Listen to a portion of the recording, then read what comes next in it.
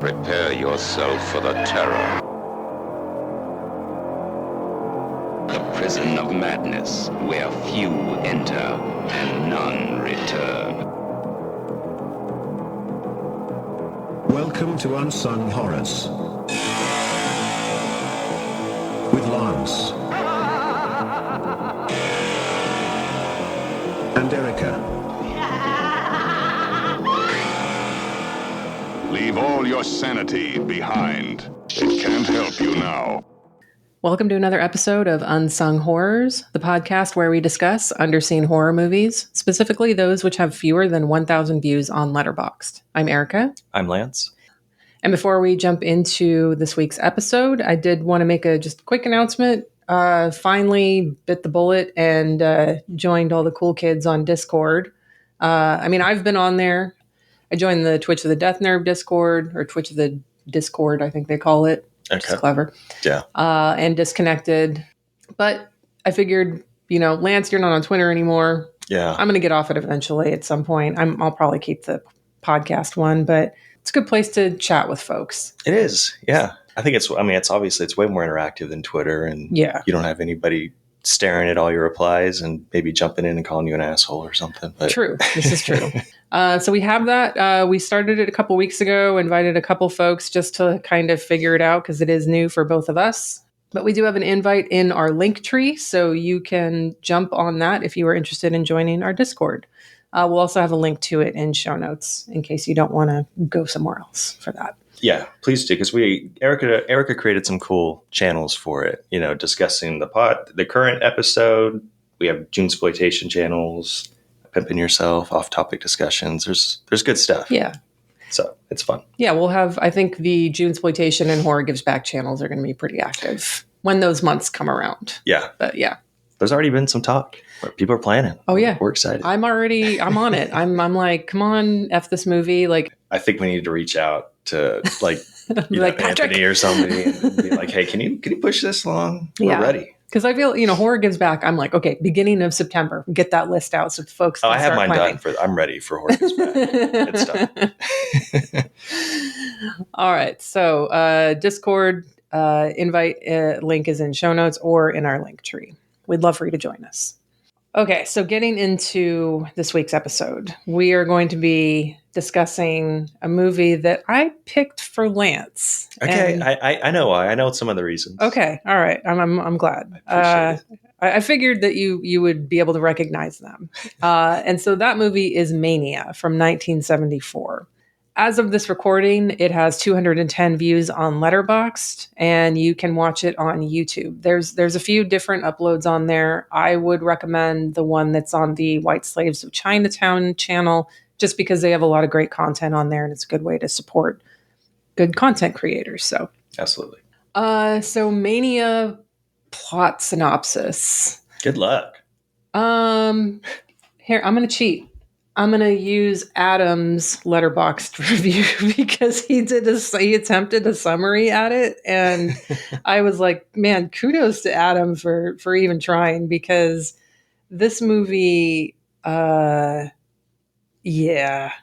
do I even say? Yeah. I won't read the whole thing because, he does a fairly long, well, no, it's only a couple paragraphs, but so it starts with Lisa, who's driving like an absolute maniac. Of course. Yes. She recounts a story from her past to Lilo, who, it is her fiance, but he is also the student of her former husband, who is now deceased. So she was previously married to a professor or scientist named Brecht, but she was also having an affair with his twin brother, Germano. I can relate. So there's a fire that starts in the laboratory and it's a basement laboratory. And I'm going to use laboratory in like big, heavy quotation marks because it's not like the fun, like, different colored liquids and tubes and all this stuff. It's not that kind of like lab. It's supplies that they bought at Home Depot, right? And it's like one big beeping machine, and that's pretty much it. So fire starts in there. Brecht dies. Germano is severely burned. Mainly he's confined to a wheelchair. Yeah, he gets confined to a wheelchair. Lisa apparently like had the key to the door. She could have saved them, but she doesn't. She just stares at it and then just like screams and no, no. No, no, no. So while Lisa's driving, then this like driverless car appears out of nowhere, and there's not technically an explanation for it, but they do mention that her husband Brecht had been experimenting with, oh my God.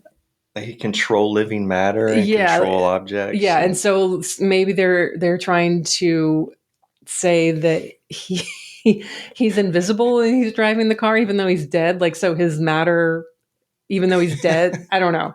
I fail. I mean, I get a big F for explaining.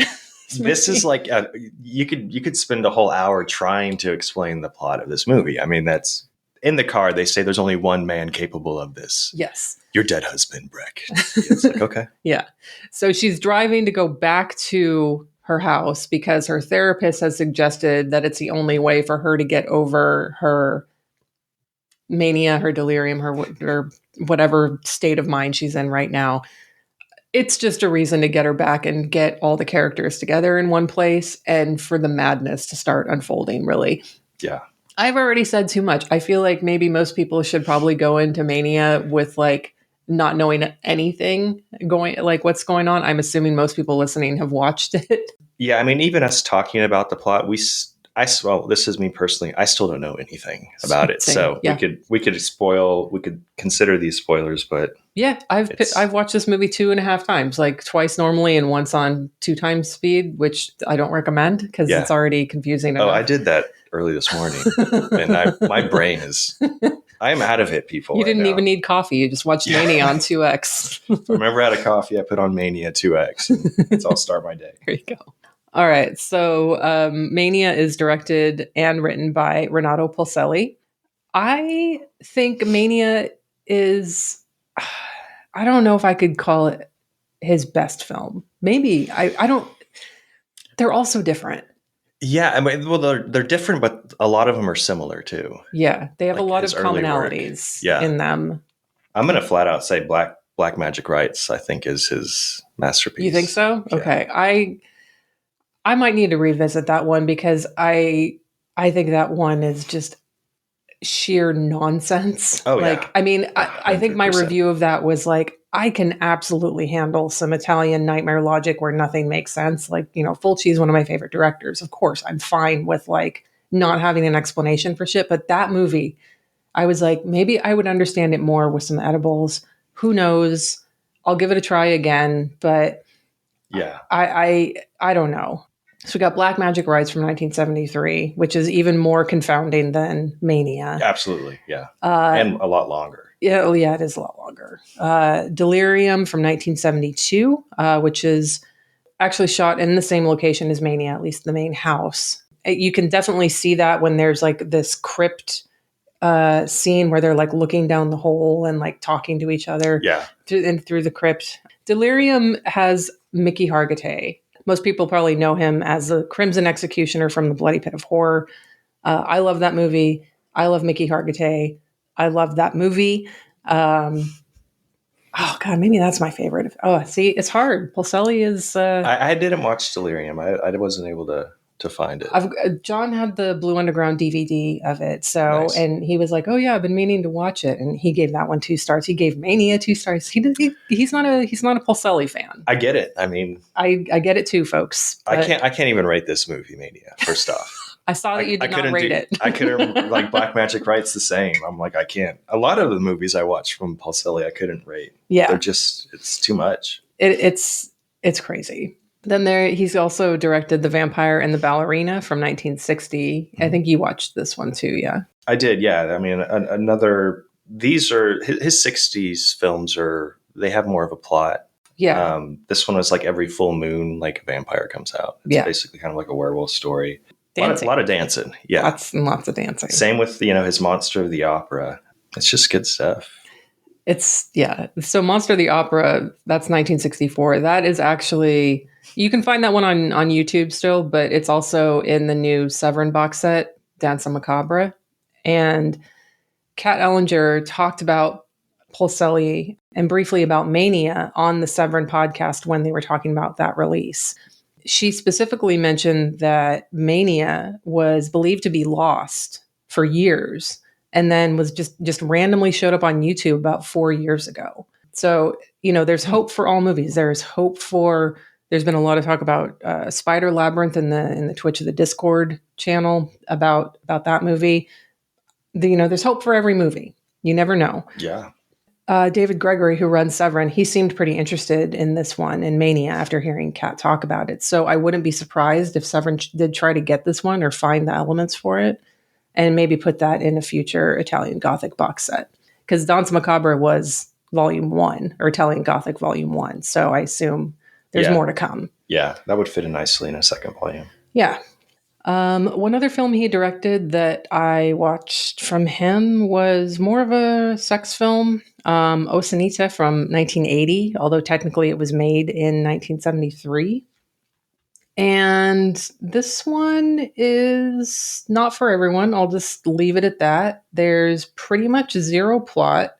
The person who wrote the letterbox synopsis for this one didn't even really bother, because the loose plot of it is that a lawyer gathers a group of people together who, Jesus Christ, this plot. I mean, there seems to be a theme here with Polselli movies where you just can't describe them. Yeah. I mean, there is something going on. Like, I was watching this when John came home, coincidentally, when a woman was pleasuring herself with a corn cob.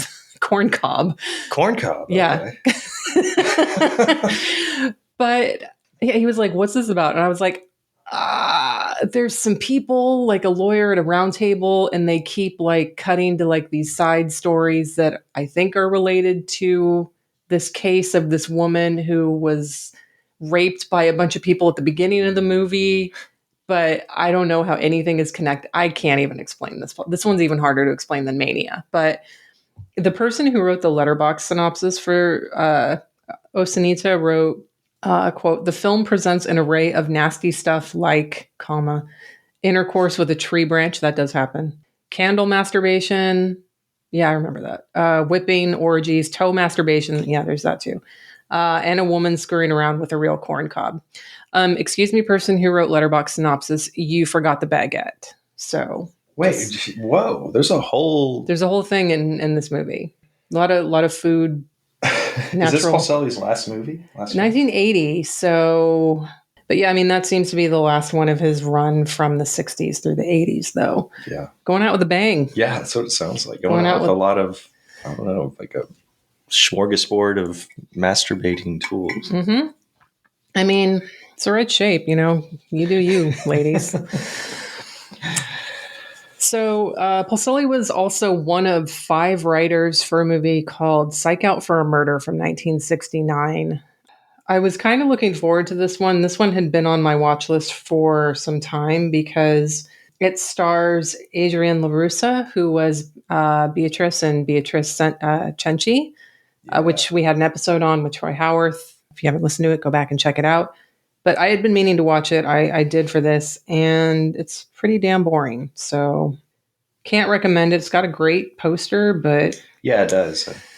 Unfortunately, the movie does not live up to it. So getting into some of the other crew, second unit director is our good friend Claudio Fragasso. Yeah. Director of Monster Dog, Zombie 3 and 4, Troll 2, Scalps, Night Killer, amongst others. The score was by Umberto Canone. He only has 2 other film credits, and both of those are Polselli films. Do you have any thoughts about the score in this one, Lance? It's like the movie. It just doesn't make sense. Mm-hmm. It's a lot of background noise. Like, it sounds like there's a radio turned on in the room where these characters are speaking. Yeah. Like, it just doesn't fit. Yeah. I like it. Of course. Fits perfectly with of course. Renato Polselli. Yeah. Cinematography is by Ugo Brunelli. He did many of Polselli's films, Delirium, Black Magic Rites, Monster of the Opera, but he also shot The Beast in Heat from 1977, which is not for everyone, but I do love that movie. And also The Slaughter of the Vampires from 1962. And I looked on Letterboxd, and because I was like, oh, I should watch that one. And apparently I already have, And I was looking at the synopsis and some other reviews, and then I remembered it. And really, though, all I remember about it is giant fangs down to your chin, like fangs. So I didn't rate it highly, so I can't necessarily recommend it. But take a chance. You might be like Lance and like everything. Yes. All right, getting into the cast. Most of the cast only have a few credits, and a lot of them mostly have just done multiple Pulselli films. So, including Brad Houston, he plays both Professor Brecht and Germano, the twins. He has 3 other film credits. I mean, he's not very good. No, he's not. He was also in the Corncob movie, Osanita. I read an article that he reportedly financed this film, so that's probably why he's the star. Yeah, so there was a clip of an interview I saw somewhere, and it was the auto translate to English, and I think that came up. So yeah. I'm pretty sure that is correct, but I didn't put it in my notes because I didn't want to say it and it not be true. But right. That seems. I mean, it seems like why is this guy like? While I'm watching, I'm like, this guy's terrible for feature films. Mm-hmm. He's good for telenovelas and soap opera, which we'll talk about. But. Yeah. He probably also had something to do with funding any of the other movies that he was in that Pulselli did then. Yeah. Then we have Ivana Jordan. She plays Katya, Lisa's assistant. She's also got just 3 other credits. Eva Spadaro plays Lisa. And her only film credit is Mania. And maybe she just gave it too much. Yeah, no, I mean, if I was involved in this movie, I think it would ruin my life. Like, I don't think I could perform anyway at all. Because she loses her mind like Mania. She's great in it. She is the main reason that I picked this movie for Lance, essentially, besides the twins. We'll talk more about her. Some other folks in the film who do have some more credits. We have Mirella Rossi. She plays Irina, the mute helper at the mansion.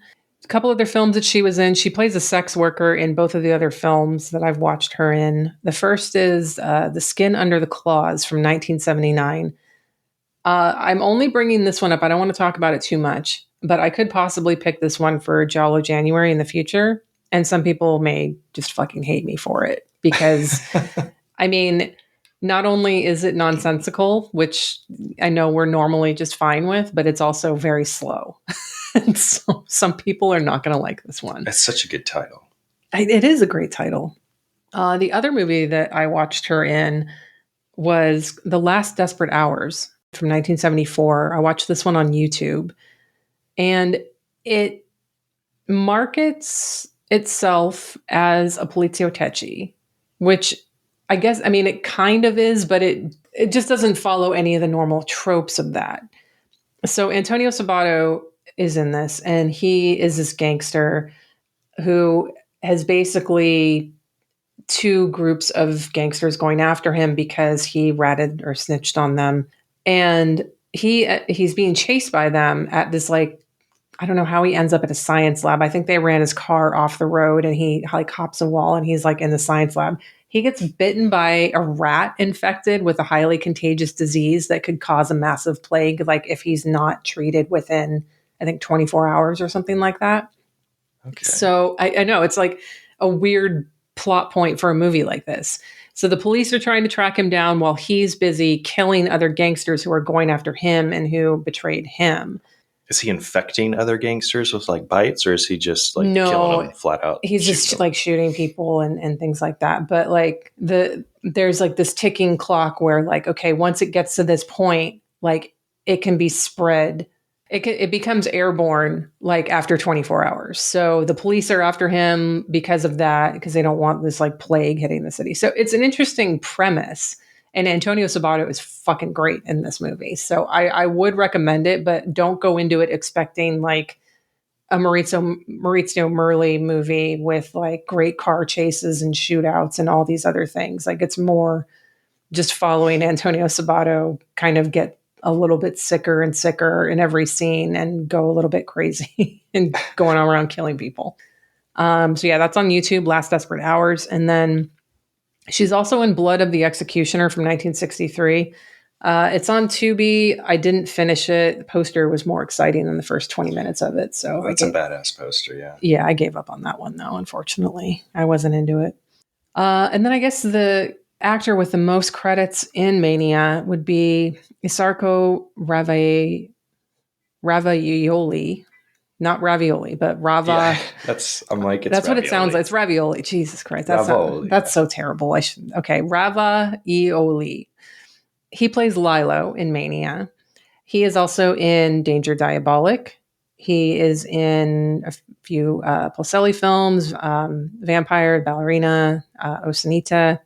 He is in a couple movies that I know you've watched, Lance, The Hanging Woman, 1973. Yeah. That one was, like I said, my brain's still scrambled from watching Mania at 2 speed this morning. I feel like you watched it when... I didn't rate it. I think you watched it when we were covering the Paul Naschy movie, The Dragonfly. I think there was some connection with that one. Yeah, I don't even know. That's fine. I got nothing to throw your way. No worries. You'd also watched Deadly Inheritance from 1960. Oh yeah, I was looking because that was a Giallo January one that I was considering. Okay. The classic. The title gives away the whole kind of like the family's trying to fight over an inheritance. Right. That was a lot of fun. That one's still on my list for a potential Giallo January. Ooh, we're giving away a lot of hints for future Giallo January. Giallo January. Giallo. I called it Giallo January. I called it Giallo. I don't know what I'm doing. I don't know. My brain. I know. Mania. All over the place, guys. Sorry. I did watch one called Vulcan, Son of Jupiter with... you did watch that one. Okay. Yeah, with Ravioli. You can call it Ravioli. We're past it at this point.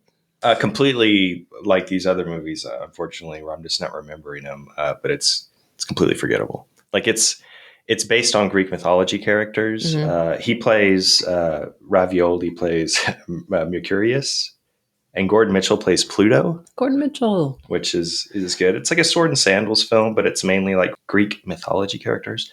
It probably sounds like I'm selling it, but it was more like a horny He-Man.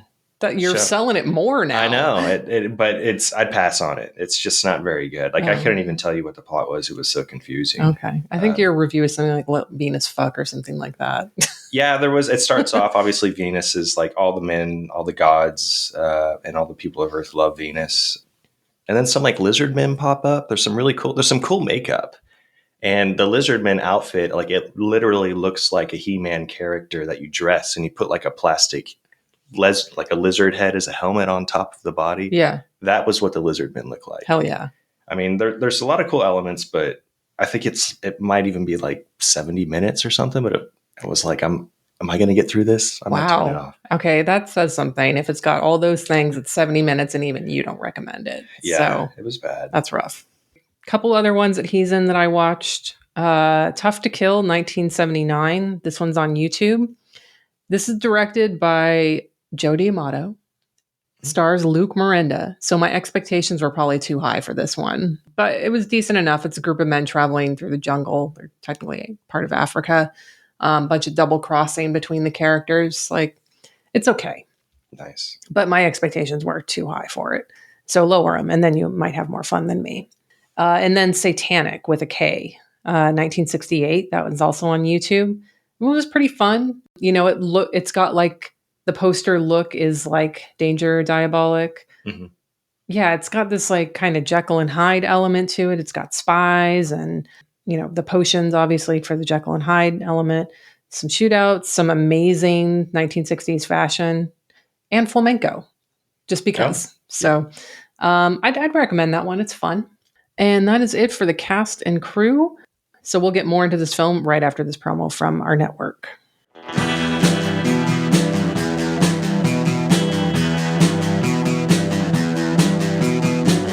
You're listening to the Prescribed Films Podcast Network, home to hundreds of hours of free podcast entertainment. The shows on this network all have a common goal, providing you with the best discussions about movies and other forms of entertainment media. The PFPN hopes to fill your earholes with audio joy. Visit our website with links to all the other amazing shows at www.thepfpn.com. Thanks for listening.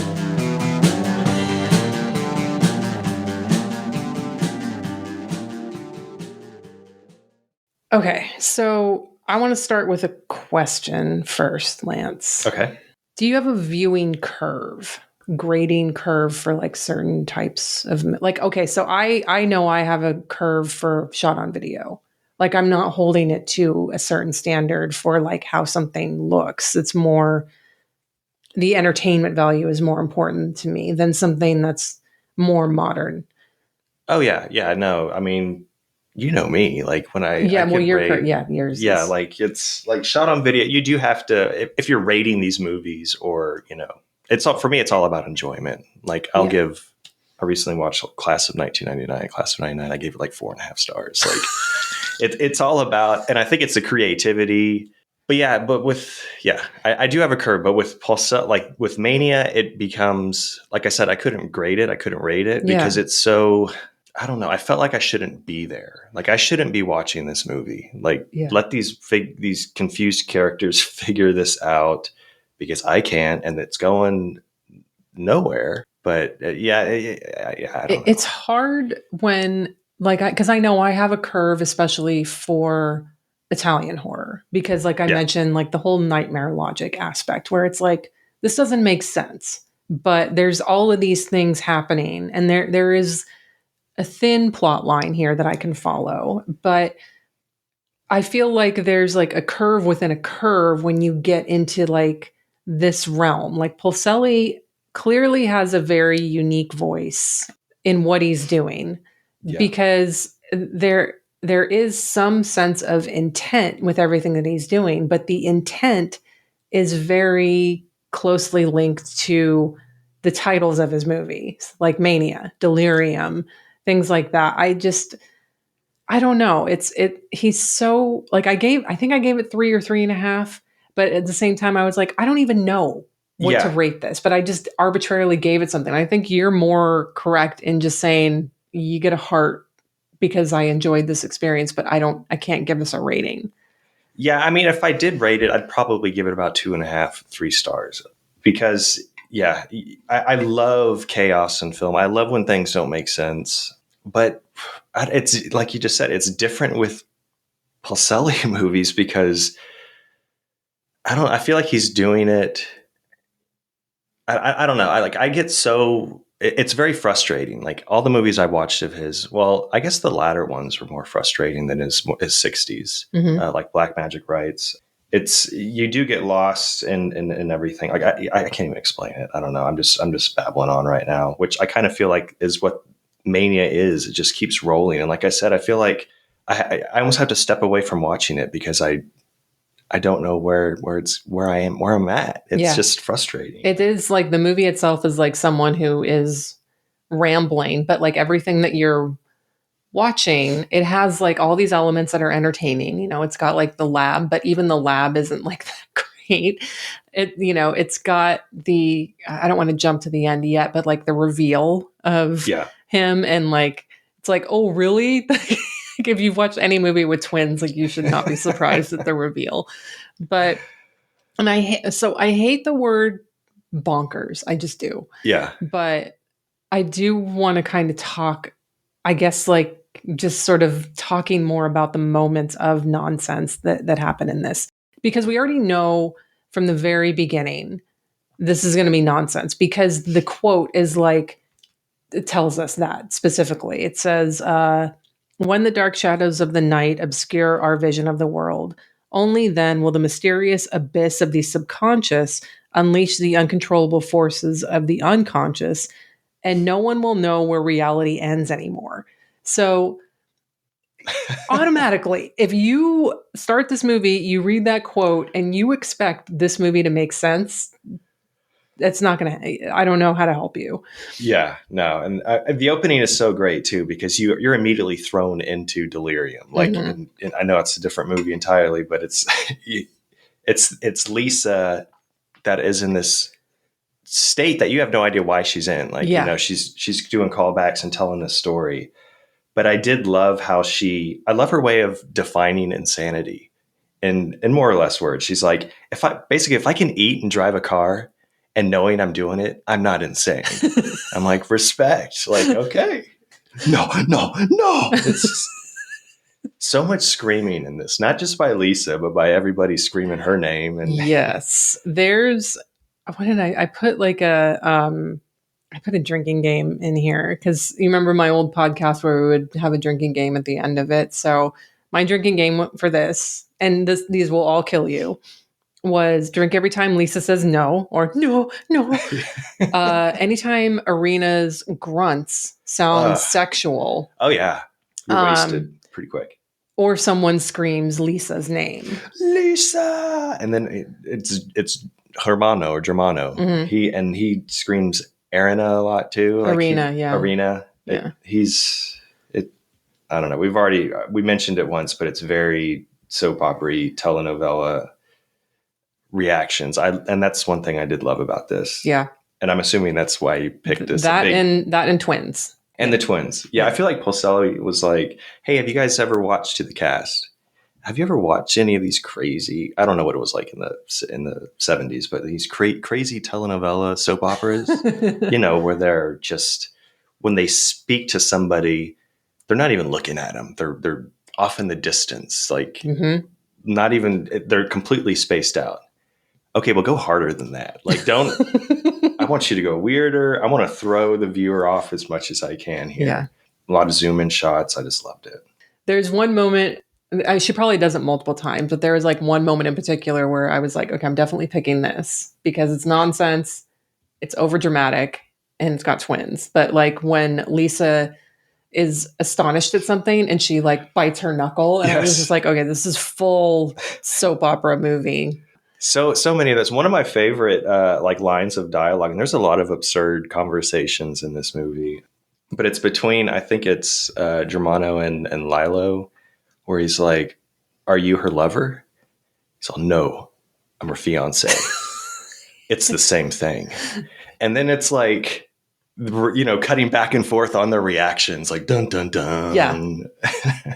When we have like, I think it's one of the first flashbacks to Lisa with her husband, Brecht, and he's showing off his basement lab. And he says, with this radiation, I can stop a bee in midair. I can control living matter. I can cure illness. And I was like, what? With how? With, and again, I don't need an explanation, but it's silly. Lisa, like some things that she says and what turns her on. She's cheating with Germano. Irina catches them, and Lisa's reaction to that is that her worry turned me on. So, like, she's a person who, she's into, probably more of an exhibitionist, likes the thrill of potentially getting caught. But then, like, she also said something later on. She's like, the thought of him dying excited me. And I'm like, are we getting into necrophilia territory now? Or just like, the idea of him being gone is what excites you now. Right. It's just. Yeah, that's what, I mean, her character, like, is frustrating to me. Yeah. I mean, there's a lot of flip-flopping in this, like, between characters. Like, they don't remember if, like, the one character's mute. Germano was, like, calling for her, and she can hear, but then there's like, well, she's mute. She can't hear. And I'm like, that's not how that works. But yeah, Lisa's was particularly because I didn't really care for her because all this is her doing. Like you said, in the very beginning, she was basically saying that she likes pitting people against each other as a way to insult love. Yeah. She infuriates others to just infuriate, herself. And I'm just like, okay, like we know you get some sort of, satisfaction out of fucking with people. Right. And now that you're being fucked with, like, to a crazy degree where, you're staring at the camera and yelling at me, the viewer, it's like, I don't know. I have no feelings. Like, I don't really care what happens to you, which is unfortunate for me to say, but it's true though, because, and it's weird to have that reaction about a character because it's like, well, who am I rooting for in this? Because like, there's nobody to root for in this one. Yeah, even Irina, because, well, I'm rooting for Irina to find her pants. Exactly. Well, that's what I was like, okay, so she's trying to communicate.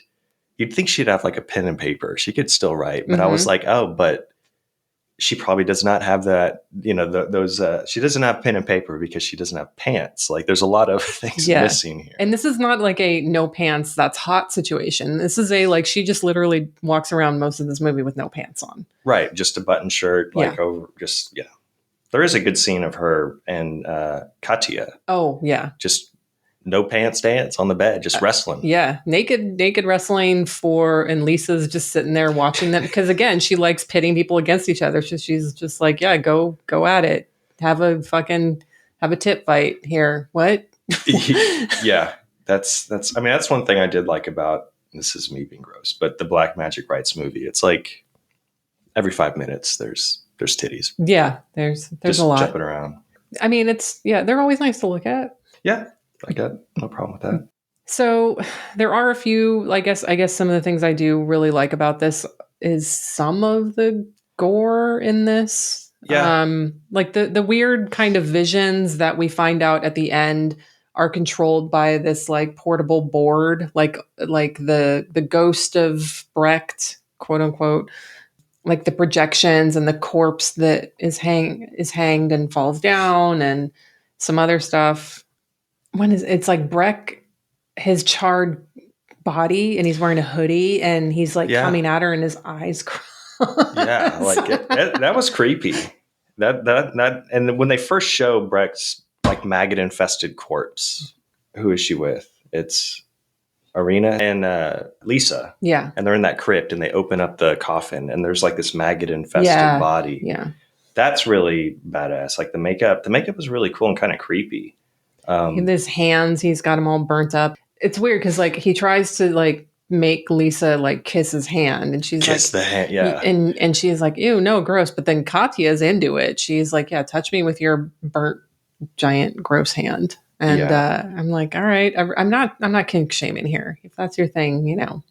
Yeah, I mean, one of my favorite things about the movie too is when Germano's in his wheelchair and he just, when he's frustrated or he's pissed at somebody, he's just like ramming them and running over them. Like it's very fun to watch. Yeah, he uses it as a weapon a few times where he just like will like kind of halfway roll over Irina or like it's ridiculous. There's the wheelchair weapon.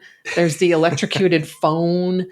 There's, I guess like where this movie just really, I didn't throw my hands up at it, but like with it almost was when she's going up the stairs to the roof. Lisa's going up the stairs to the roof. And then all of a sudden she's caught in like a fishing net and there's eels all over her. Yeah. Like, what? I mean, there's like a hand like throwing eels like out of the, this little area. It's hilarious. When I kind of threw my hands up was, this is the best, are when she sees the footprints. Yes. Which is like a spy versus spy cartoon. Mm-hmm. Like they're just perfect footprints. Like you could peel them off the ground. Yeah. Yeah. And they disappear like with the moonlight or it's very, everything about it is just so absurd. I know we're jumping all over the place for this one, but this movie jumps all over the place though. If anyone came to this podcast expecting us to talk about this movie from like plot breakdown start to finish, no. Sorry, you clearly have not seen this movie. I feel like Poselli wants the viewer to be more disoriented than providing any type of clear story. Yeah. And the editing is just so jarring in that. And he's successful. Like if that is what he's going for, it's just, it's mind melting. Yeah, absolutely. I think I came out of this thinking like that absolutely was his intent. And that's getting back to the curve that you grade on. You think about like, what's this movie's intent? Is it a comedy that's meant to make me laugh? If I didn't laugh, then it failed, or maybe it's just not my type of humor. So then I can't, grade it in that sense. But in this sense, it's like if the goal of Poselli, the editor, of anyone involved with making this film was that you as the viewer would be driven crazy. Right. Mission accomplished. Oh, yeah. One of my favorite scenes, too, is going back to some of the cool makeup and kills and stuff, is when Lisa kind of, I don't know, that's when the movie really switches for me, is when she's out of her mind the entire film, but she's trying to get Katya to come back to open the door for her. Yeah. And then she has a broken bottle and she slashes Katya's neck open with the blood spurting out of her neck. It's really gory, but that's when like the movie really shifted for me. And I'm like, okay, this is like the darkest it's been. Like it's getting really scary at this point. Yeah, for sure. So I guess we can kind of jump down to the end here. So Brecht Germano reveals himself to actually be Brecht. Like he didn't die in the fire, but he's pretending to be his brother. He peels off the little burned piece of his skin and treats it as if like this it's huge reveal. And I'm just like, you want to yell out loud, like, oh, you don't say. Like, he's laughing for a while, like he knows, like, yeah, it's just he's got Irina chained up in this like plastic tube thing, and then Lisa goes in there and they both get trapped behind it. yes. And then he asks them a question. He says, make your choice, prison, death, or madness. And so, we posted this on Instagram, asking folks like, hey, what would you choose? We had a couple people respond on Discord as well. I'm not sure if they also responded on Instagram. Surprisingly, no. Well, I guess maybe not surprisingly, but I guess it says a lot about our prison system. But nobody picked prison. That was 0%. Yeah. About when the last time I checked it, it was about 30% of people picked death, and then the rest of the people picked madness. Which is that's what Brecht picked, right? Was madness. Mm-hmm. Yeah. Yeah. I would have picked death. Like same piece. That would be my pick, but every character in this Paulselli movie would pick madness. Yes. I mean, there's no doubt about it. They relish in it. Every single one. And again, that's why you can't root for anybody. Yeah. Well, the only one character did not. Lisa chose death because she goes up to the roof and jumps off and kills herself. That's true. When I was really hoping for a dummy drop, sorry, Matt, but no dummy drop. Yeah, and I was like, is this a satisfying conclusion? Again, like I didn't really care what happened. Mm-hmm. I did love how absurd everything was, but yeah. She throws herself off the roof and her clothes get torn off when she lands. And that's how that works. That's how it works. That's physics. That's like that's in like chapter 1 of high school physics. Like that's how you fall. You jump off a roof, your clothes fall off. And then her fiance just Lala. I guess he was the only one that wasn't really crazy in this. Yeah. And it almost ends and kind of gives you the assumption that he's going to fall in love with and take care of Irina. Well, who gets her voice back at the end because reasons. She's the Tiny Tim of Mania. Did she shoot Brecht? It seemed implied, but the editing was so like jarring. Well, it almost seems like he just like dies of a heart attack or like he just like dies. Okay, I thought I heard a gunshot and I was like, did Irina just shoot Brecht and now her and Lilo are getting together and now that she's got her voice back? I don't know. Why am I asking questions? This movie provides zero answers. It's not for everyone. I don't even I like it. I picked it for you, but I guess if I were to recommend it, it would be to a very narrow scope of folks. Yeah, no, absolutely. I think if you go on Letterboxd, you can find the people that enjoy this type of movie. Sure.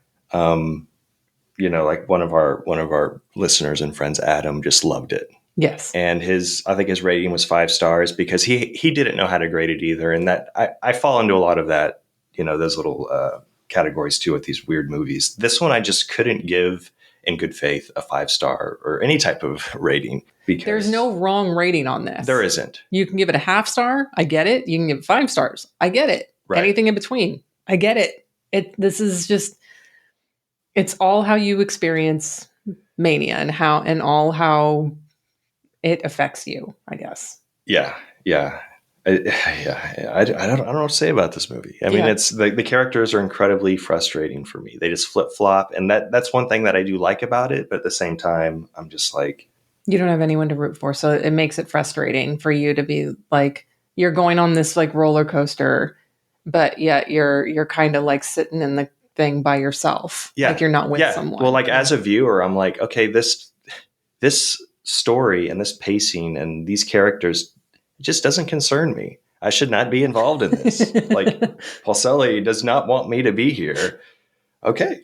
I'm just kind of checked out, but I couldn't look away. I don't know. I guess I sort of recommend it to some people.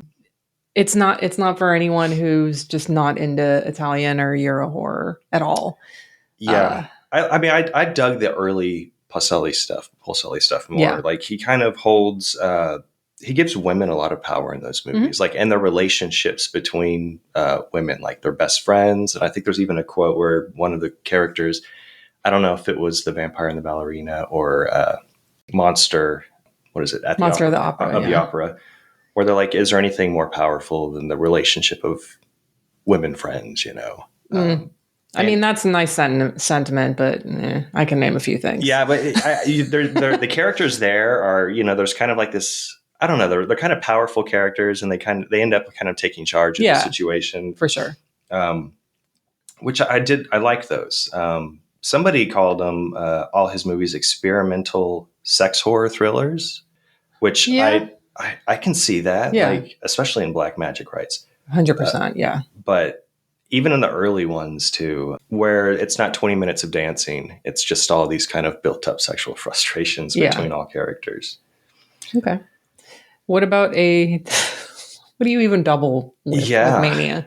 I mean, just watch anything you want to. I mean, as I was watching this, the first time at normal speed, Patrick Still Lives kept popping into my head. And I think it was because of the quick zooms of the face, the floating heads, the exploding laboratory, you know, just a lot of that was the lab in Patrick Still Lives is adorable too. Like, it's just a wall of like beeping lights. Yeah, and it's kind of like this hazy, you know, room, and I kind of just got that while watching this. But I'm probably, this is a lazy pick, but I'm just going to go with Paul Selly's chaotic masterpiece and do Black Magic Rights. That's completely fair, because I did the same thing and picked another Paul Selly film. Okay. I was like, look, if you're here for Mania, then you're here for this one too. And so I actually picked Delirium from 1972 for this. Yeah, because I think both of these works, or any Paul Selly movie works, specifically the latter ones, because I think even if you're not signed on to watch these movies, this is a potential, it's like a possible clear the room double feature. Yeah. So we'd start with what your pick here with Mania. That's what I would start. We'd lose some people for sure. Oh, 100%. Followed up with Black Magic Rights for a true test of endurance. People throw up their hands and like more people walk out. And those of you who are left standing, cheers to you. Yeah. And this is still on Kino Cult right now, Black Magic Rights. Okay, so I would watch it. And anybody, that's one I do recommend. But it could be more frustrating than Mania for most people. Yeah, it was for me. Right. But again, I'm going to revisit it because that was my first Paul Selly film. And I think, we didn't really talk about how do you experience Paul Selly? And I think the best way to do that is probably with movies like Vampire and the Ballerina or Monster of the Opera. It's not quite as out there. Yeah. And then you can dip your toes in Black Magic Rights, Mania, Delirium. If you really want to get crazy, you can, get into some Corn on the Cob, I need to look at that. I need to seek that out. But my double feature is basically like let's sheer madness. We're going to Delirium, Mania. It almost is too perfect together. But again, mine would probably clear the room on the first movie, clear some more second movie. And then who's ever left standing, you get a fucking trophy. Yeah, you get a corn on the cob. Golden corn on the cob. Yeah, I mean, I was going to try and summarize Black Magic Rights, but it's impossible. No, I'm not even going to try this with Delirium. I tried barely. Well, that one has a little more of a plot than Mania does. Mickey Hargitay is fun in that one, sort of. Yeah, I love him in everything though. So yeah, I mean, he would have been great as the twin brothers in this movie, but he didn't fund it. So exactly, that's why I think that is true. Bummer. All right, that's. We've experienced Paul Selly. We can mark that one off the list. So what do you have for our next movie? Okay, I'm gonna go with the palette cleanser after this. Okay. something a little classic. I'm going 60s black and white photography. I know I've been picking some of those, but The Ghost of Sierra de Cobre from 1964. I don't know this one. So this was written by Joseph Stefano, who was known for writing the script for Hitchcock's Psycho. Ooh. But Cobre is the only film. This is the only film he directed. It stars a young Martin Landau. Oh, hello. Playing an architect by day, but paranormal investigator by night. Yeah. And he's hired by Vivia, the wife of the very wealthy Henry, who's being haunted by the ghost of his recently deceased mother. And Henry's mother was terrified of being buried alive. So she had a telephone installed in her crypt before she passed, and Henry begins receiving phone calls from his dead mother. Okay. So bring in Martin Landau to figure this shit out. Yeah, it's beautifully shot. Like I said, it's black and white. This is it's and the script, Stefano's script, is just full of twists and turns that keep you guessing until the end credits. It was originally written and filmed as a failed TV pilot.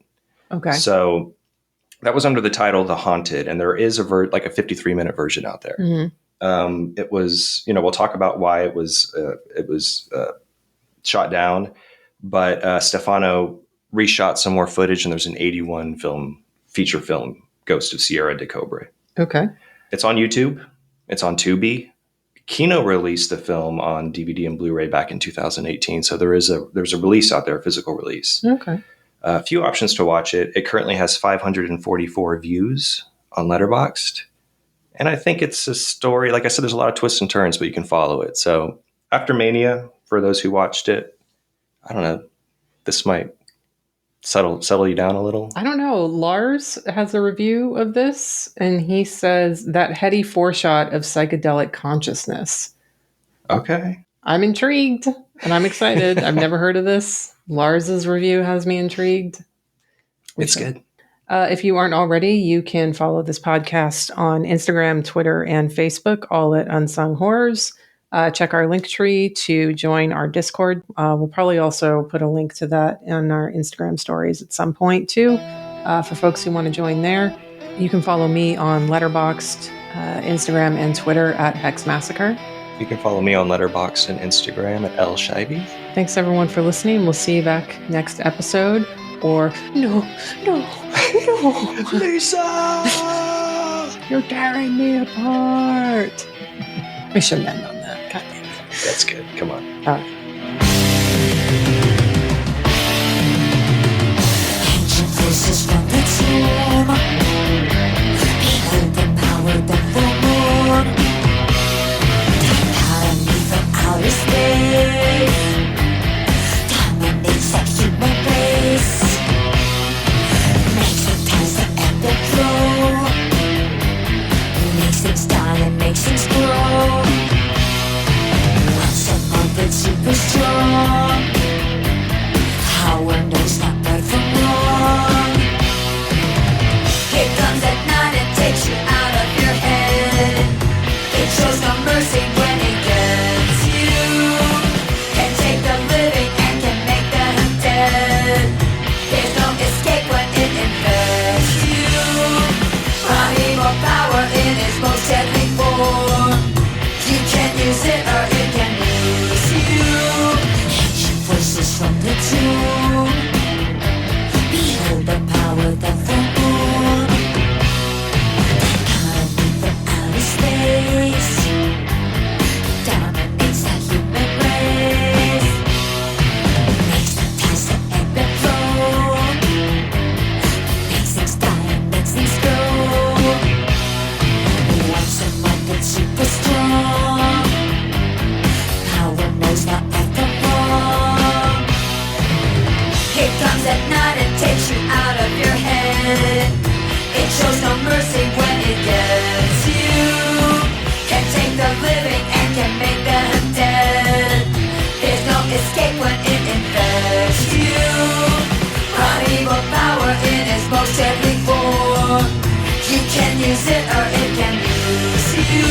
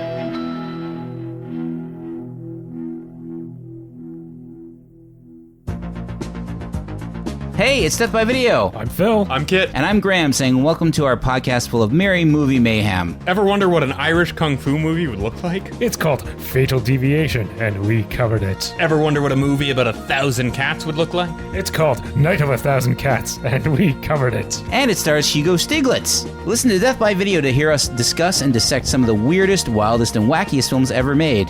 All this and more on Death by Video! Woo!